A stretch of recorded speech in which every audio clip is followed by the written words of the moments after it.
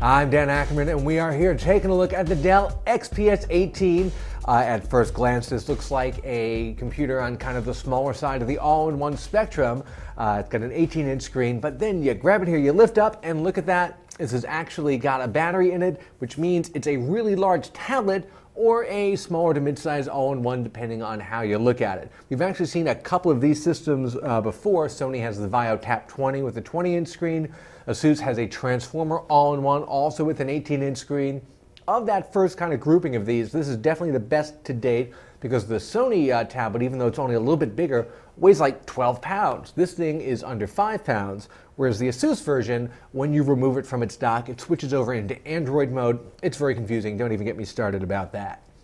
Now, for $1,300, that's kind of a lot to pay for an 18-inch all-in-one, especially one with laptop parts and integrated graphics.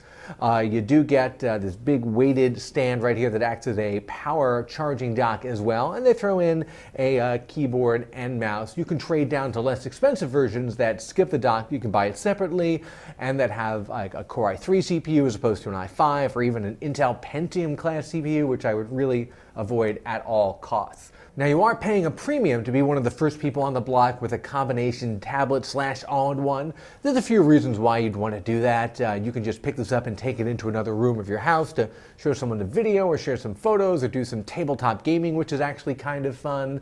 I really wouldn't take this out to the coffee shop or anything. It's too big, and the battery lasts about 4 hours. Not really enough for carry it with you style computing.